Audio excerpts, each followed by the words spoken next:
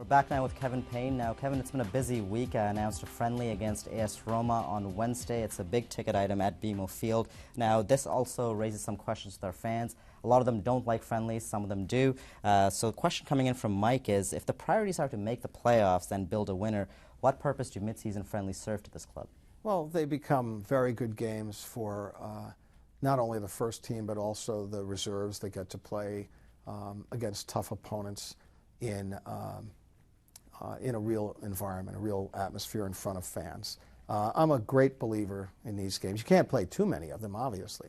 But it's our objective to try to have one significant friendly a year. I also think it's great for the majority of our fans enjoy it. I believe that a strong majority of our fans enjoy these games. It's a great way to measure where we are against teams from other leagues.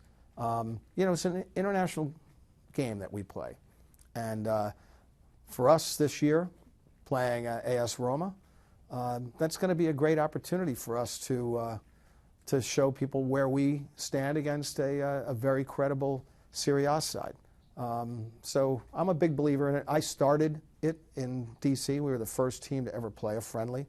We were the first team to ever make it a regular part of our package, and I believe in it very strongly. And staying with the theme of fans, you were very front-facing at DC United with the supporters groups that are there.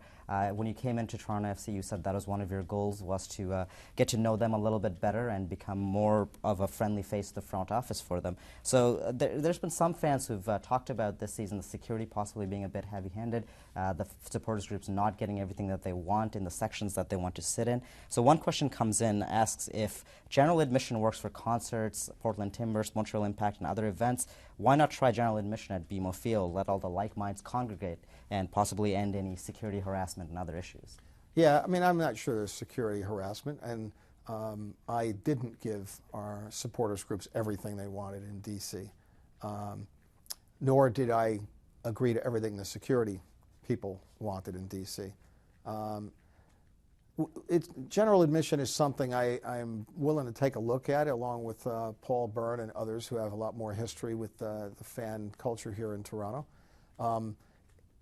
It's something that we effectively did with the Barra Brava in D.C. The Screaming Eagles, for instance, preferred to have assigned seats, and their members sat in the seats that they had bought tickets for. So they're all a little bit different in their approach. I'm open to hear what the supporters have to say about some of those kinds of things. One thing I don't have any tolerance for is, anarchy. There's a difference between freedom and license, and I think the supporters groups have to understand that. There's been some controversy this year about a young man who was barred from the stadium. He was part of a group that was lighting flares before the game. I have a zero tolerance for flares. They're incredibly dangerous.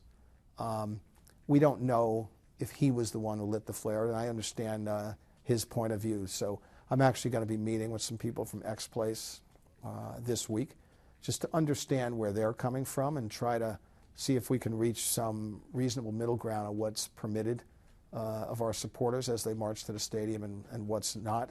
And then we'll try to communicate that very well with them. That was one of the things we did pretty well in D.C. The supporters groups knew what they could and couldn't do.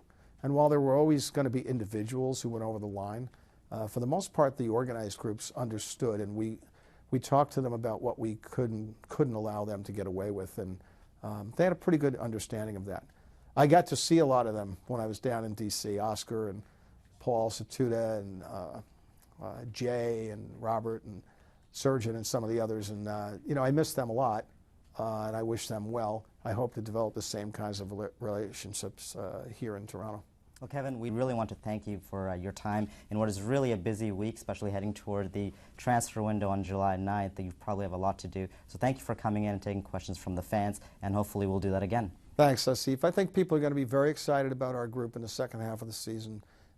We can see the results of all the hard work that's been put in and the new dedication, and now with some new talent coming in, I think we're going to really open some eyes. So we're very, very excited to get this rest of the season underway. Everybody has to recognize that their worth is measured by what they do for the greater good. You have to compete! to create an environment where the players begin to believe in themselves again.